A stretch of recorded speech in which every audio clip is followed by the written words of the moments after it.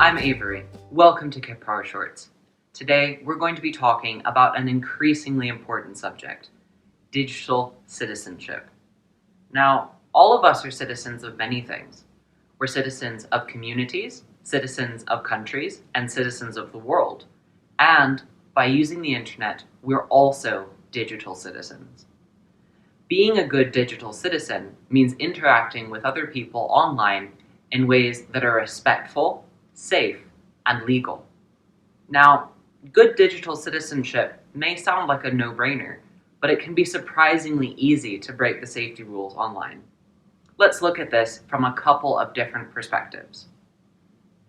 Some ways people can be unkind online includes posting and sharing mean, private, or embarrassing words, information, or photographs. A lot of times, these things are intended as jokes, but that doesn't mean that they're not hurtful.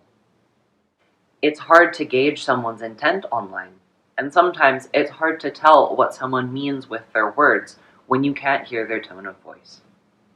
Imagine that you were online, and someone that you knew and trusted shared some information about you that you thought had been kept private. Imagine that one of your friends sent some hurtful words over text. If I were receiving these messages, I would probably feel scared, sad, and alone. One of the best things to do when someone you know and trust has done something hurtful to you online is to get help. You can get help from someone else you know, or you can talk to them directly and respectfully address what hurt your feelings and how to make it better. A really important thing to remember about digital citizenship is that a lot of times when people break the safety rules, they do it by accident. Most people in the world are good, and they're not actually trying to hurt anyone's feelings. People often accidentally break the safety rules because they're trying to make jokes and they don't understand that they won't be heard as jokes. If you're communicating with someone online and you think that what you're about to send could be interpreted in a hurtful way, one thing to do is to rephrase your message. But another way people break the safety rules is by saying things and sending things when they're very angry.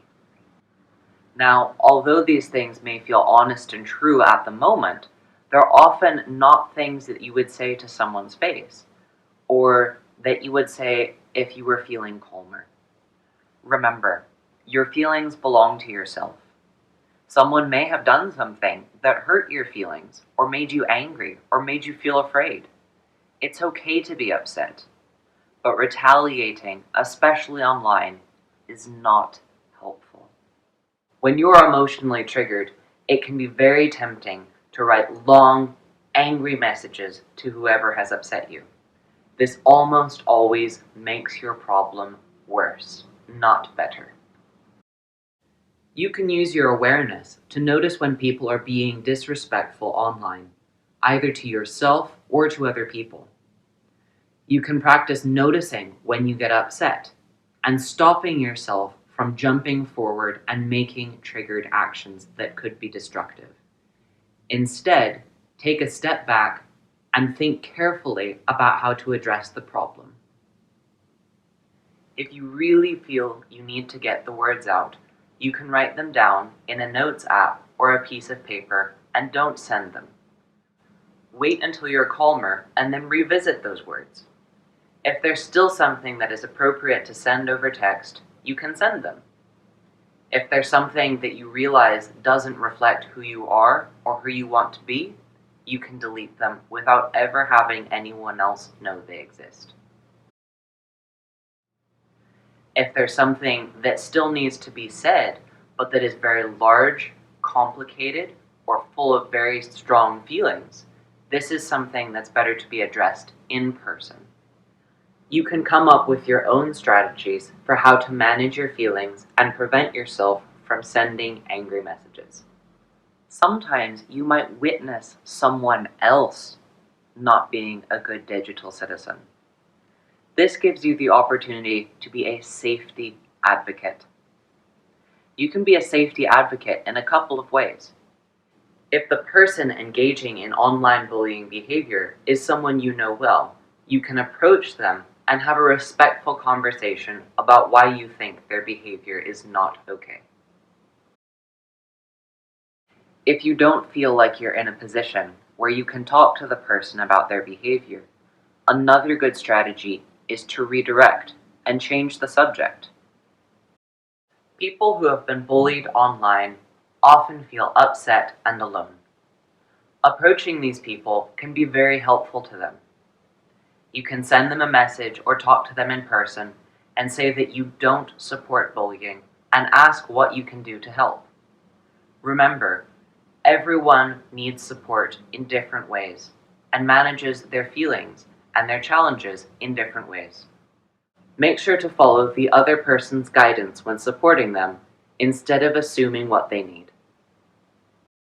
Sometimes people are bullied online by a massive number of people all around the world. You may not be able to reach out to the person being bullied in this case. They might be someone who lives very far away, who you've never talked to, or even a public figure. This doesn't mean that you're powerless. Although you can't stop it from happening everywhere, you can still choose not to engage in the bullying behavior yourself, and you can talk to your friends, family, and other people you know about why you don't think they should engage in the bullying behavior either. Just like in the real world, you can be a good digital citizen and fully engage with all of the great things the internet has to offer. Thank you for watching Kidpower Shorts.